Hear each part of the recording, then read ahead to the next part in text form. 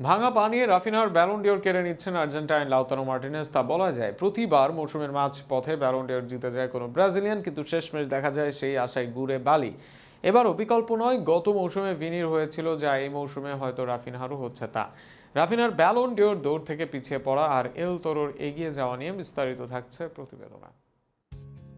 মৌসুম শেষ হয়নি, এর মধ্যেই 50-এর বেশি গোল অ্যাসিস্ট করেছেন রাফিনা। বার্সার হয়ে জিতেছেন 2 ট্রফি আর দৌড়েছিলেন আরও 2 ট্রফির জন্য। প্রতিদ্বন্দ্বী মোহাম্মদ সালাহ এর লিভারপুল ইউসিএল থেকে ছিটকে যাওয়ার সে রাস্তা সহজই ছিল, কিন্তু এই মৌসুমের শুরুতে নেতিবাচক আলোচনায় থাকা আর্জেন্টাইন লাউতারো মার্টিনেজ যেন ইনজুরি নিয়ে রাফিনহার ব্যালন ডিওরের রাস্তায় তার কাটা দিলেন।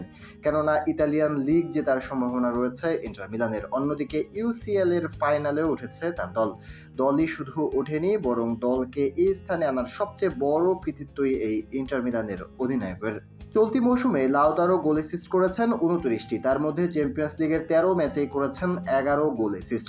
গতকাল খেলেছেন অসুস্থতা নিয়ে, আর সেখানেও বার্সাকে হারানোর বড় নায়ক তিনি, যিনি ম্যাচ শেষে বলেন এই ম্যাচ খেলতে পারবেন না ভেবে দুদিন কান্না করেছেন তিনি। এরপর ব্যথা নিয়েই ফাইনাল নিশ্চিতের ম্যাচে মাঠে নামেন এই কোপা আমেরিকা 2024-এর সর্বোচ্চ স্কোরার। শরীর সুস্থ ছিল না, প্রথম লেগের খেলাও পুরো ম্যাচ খেলতে পারেননি, দ্বিতীয় লেগ খেলতে পারবেন না এমনটাই ছিল সম্ভাবনা, আর সেই সম্ভাবনায় কেঁদেওছেন দুদিন তিনি। কিন্তু এরপর সিদ্ধান্ত নিলেন ব্যথা নিয়েই খেলতে নামবেন মার্টিনেজ। তার ভাষায় খেলাটাই তার জীবন, আর করলেনও তাই। মাঠে নেমে এই ম্যাচেও শুরুতে তিনি এগিয়ে নেন নিজের দল ইন্টার মিলানকে। শুধু গোলই করেননি, বার্সা কাউন্টার দেওয়ার আগেই আরও এক পেনাল্টি আদায় করেন এই আর্জেন্টাইন। ইন্টারের ক্যাপ্টেনের কল্যাণে শুরুতে 2-0 গোলে পিছিয়ে যায় বার্সেলোনা। পুরো ম্যাচে খেলতে না পারলেও ম্যাচের দ্বিতীয় সর্বোচ্চ রেটিং নিয়েই নামেন এই আর্জেন্টাইন নম্বর 9।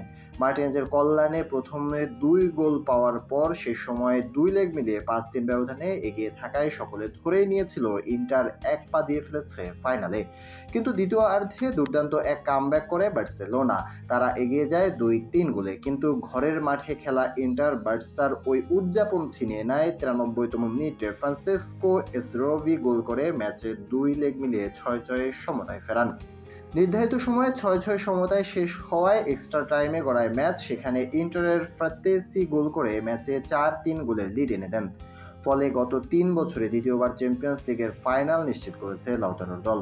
সম্ভাব্য পিএসজি বা আর্সেনাল যে কোনো এক দল হবে ইন্টারের ফাইনালের প্রতিপক্ষ। সেখানে এই ম্যাচে দলকে জেতাতে পারলেই ব্যালন ডিওর জয়ের দৌড়ে এগিয়ে যাবে আর্জেন্টাইন এল তোরে হিসাবে পরিচিত লাউতারো মার্টিনেজ।